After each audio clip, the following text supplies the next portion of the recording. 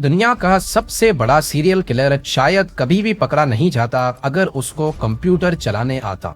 सोचें कि एक ऐसा शख्स सीरियल किलिंग कर रहा हो जो अपने ही शिकार का दोस्त भी हो, शहर का जाना माना नाम भी हो और ऊपर से एक डॉक्टर भी। ये हैरत अंगेज कहानी है डॉक्टर हैरोल्ड शिपमैन की, जिसने अपनी क्लिनिक को जान बचाने के लिए नहीं बल्कि जान लेने के लिए इस्तेमाल किया। इंग्लैंड के हाइड नामी एक छोटे टाउन में जहां सिर्फ 30,000 लोग बसते हैं, वहां पर 23 सालों तक वो सबकी नाक के नीचे सीरियल किलिंग करता रहा।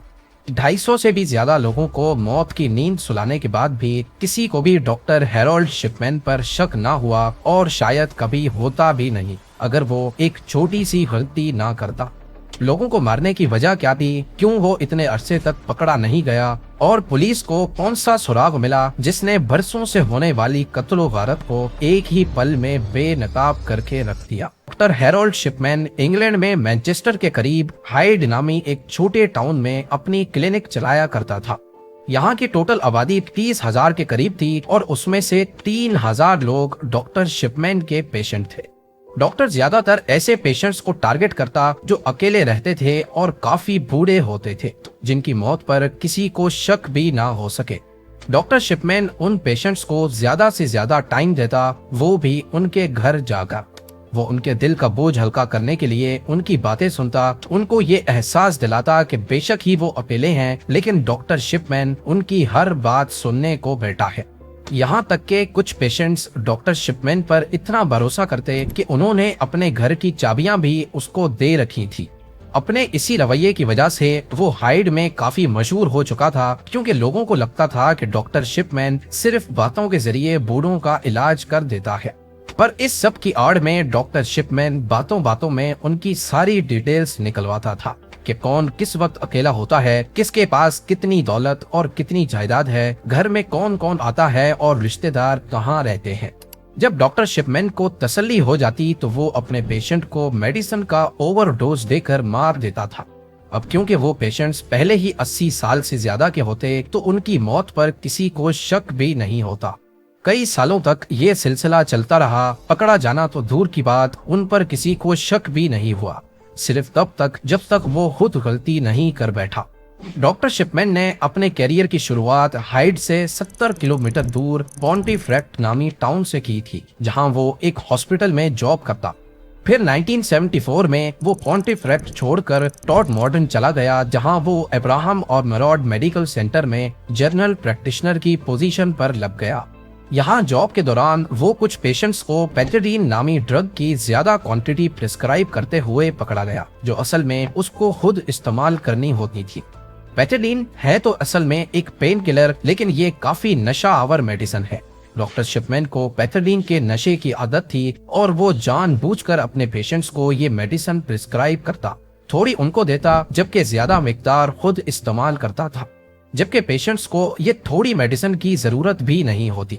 इससे होता यह था कि पेशेंट्स ये मेडिसिन लेने के बाद बहुत अच्छा महसूस करते, जबकि असल में उनको मालूम नहीं था कि वो नशा कर रहे हैं। यही वजह थी कि शिपमैन के पेशेंट्स ना चाहते हुए भी उसकी तरफ अट्रैक्ट होते थे। पकड़े जाने के बाद हॉस्पिटल एडमिनिस्ट्रेशन ने डॉक्टर शिपमैन को निकाल दिया और बात उसके लाइसेंस कैंसिल होने तक पहुंच गई।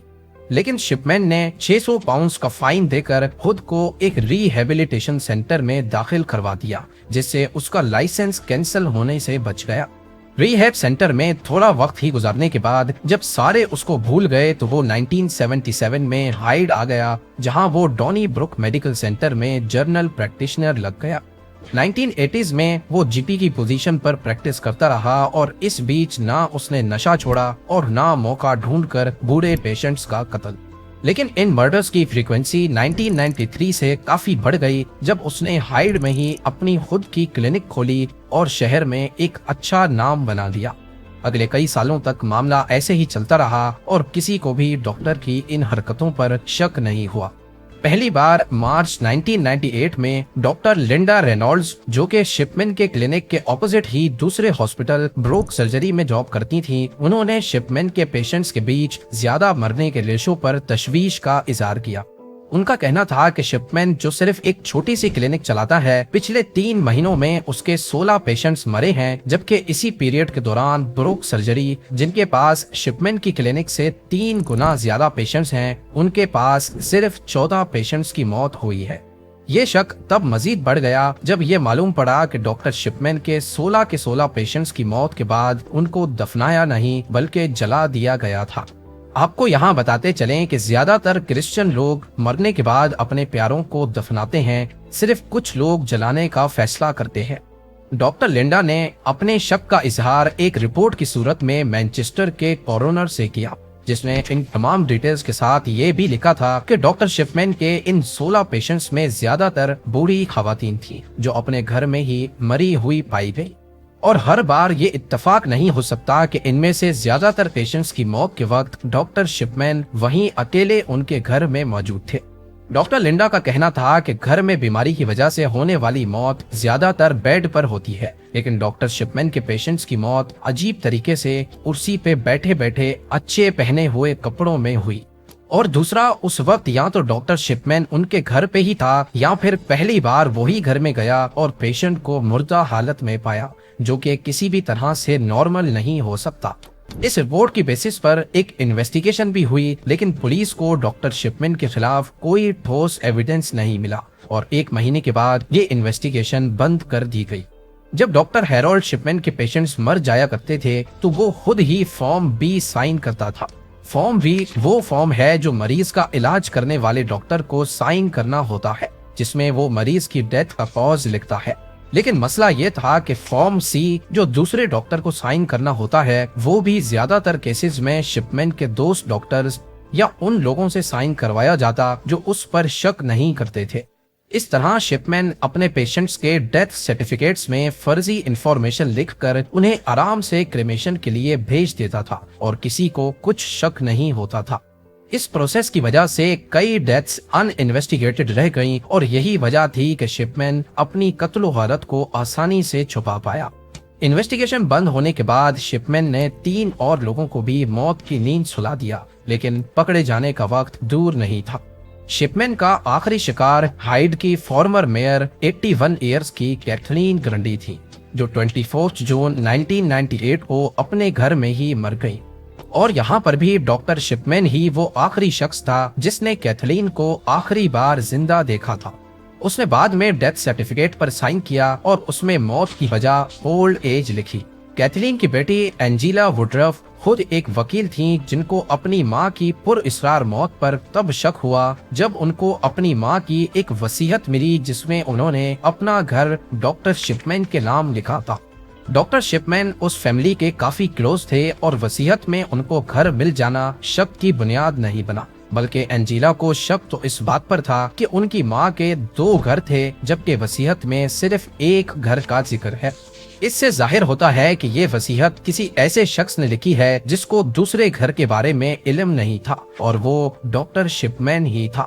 एंजेला वुडरफ पुलिस के पास गईं, जिन्होंने दोबारा से इन्वेस्टिगेशन शुरू कर दी। कैथलीन ग्रंडी की बॉडी को कब्र खोद कर निकाला गया और ऑटोप्सी के लिए भेजा गया। मालूम पड़ा कि उनकी बॉडी में डायामोर्फिन यानी कि हीरोइन के काफी ज्यादा ट्रेसेस पाए गए हैं। पुलिस ने जब डॉक्टर शिपमैन से पूछा तो उसका कहना था कि ग्रंडी हीरोइन का नशा करती थी और ये बात उसने उनका इलाज करने से पहले अपने कंप्यूटर में भी लिखी थी। डॉक्टर शिपमैन ने हाल ही में कंप्यूटराइज्ड मेडिकल जर्नल में एंट्रीज करना शुरू की थी, लेकिन उनको ये मालूम नहीं था कि उस एंट्री में उन्होंने मौत से पहले की डेट तो डाल दी है, लेकिन कंप्यूटर में उस फाइल की last edit date automatically save हो जाती है। पुलिस ने जब उस कंप्यूटर में एंट्रीज की जांच की तो मालूम पड़ा कि शिपमैन ने ये एंट्री कैथलीन की मौत के बाद की थी। सिर्फ यही एक सबूत शिपमैन को अरेस्ट करने के लिए काफी नहीं था, बल्कि पुलिस को वो टाइपराइटर भी मिला जिसको इस्तेमाल करके झूठी वसीयत लिखी गई थी। इसका मालूम ऐसे पड़ा कि शिपमैन के टाइपराइटर में कुछ कैरेक्टर्स खराब थे और ठीक वही कैरेक्टर्स ग्रंडी की वसीयत में भी मिसिंग थे। 7 सितंबर 1998 को पुलिस ने हाइड के जाने माने डॉक्टर हैरोल्ड शिपमैन को अरेस्ट कर लिया। जब यह बात खुली तो वो लोग भी सामने आ गए जिनके प्यारों को शिपमैन ने पहले मारा था। उनको शक तो था, लेकिन वो शहर के जाने माने डॉक्टर के सामने आवाज नहीं उठा सके। पुलिस ने 15 दूसरे पेशेंट्स को भी इन्वेस्टिगेट किया जो कुछ अरसा पहले ही शिपमैन के हाथों मरे थे। इन सारे केसेस में एक खास पैटर्न देखा गया, जिसमें पेशेंट को डायमोर्फिन का जानलेवा डोज दिया जाता, उनके डेथ सर्टिफिकेट में वो खुद साइन करता और मौत की वजह में ओल्ड एज लिखता था। क्रिमेशन की सलाह भी शिपमैन खुद ही देता था ताकि जलने के बाद सारे सबूत मिट जाए। शिपमैन इंक्वायरी के दौरान उन सब पेशेंट्स के केसेस को दोबारा देखा गया जो शिपमैन के केयर में मर गए थे। इंक्वायरी टीम ने उन सब डॉक्यूमेंट्स, डेथ सर्टिफिकेट्स और मेडिकल रिकॉर्ड्स को इन्वेस्टिगेट किया जो शिपमैन ने हैंडल किए थे। इसके अलावा उन लोगों की फैमिली से भी इंटरव्यू किया गया जिनके रिलेटिव्स शिपमैन के पेशेंट थे, और कुछ बॉडीज को वापस निकालकर उनका फॉरेंसिक पोस्टमार्टम भी किया गया।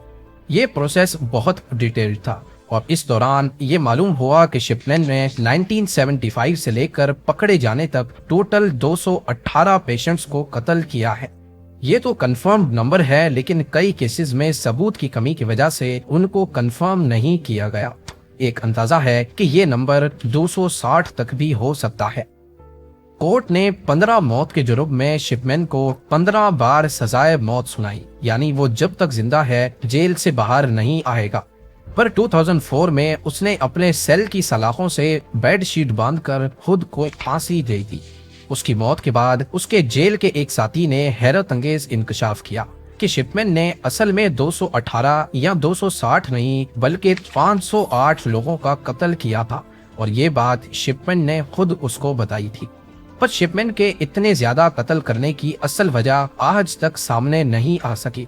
कुछ लोग इसको साइको कहते हैं, कुछ पैसा कमाने का तरीका, और कुछ लोग शिपमैन की माँ की मौत का असर भी समझ रहे हैं, क्योंकि उसकी माँ जो कि कैंसर पेशेंट थी, उनको पेन किलर के तौर पे मॉर्फिन दिया जाता था। एक्सपर्ट्स का मानना है कि शायद शिपमैन अपने पेशेंट्स को भी ऐसे ही मॉर्फिन देकर मरता हुआ देखना चाहता था। उम्मीद है वीडियो भी आप लोग भरपूर लाइक और शेयर करेंगे। आप लोगों के प्यार भरे कमेंट्स का बेहद शुक्रिया।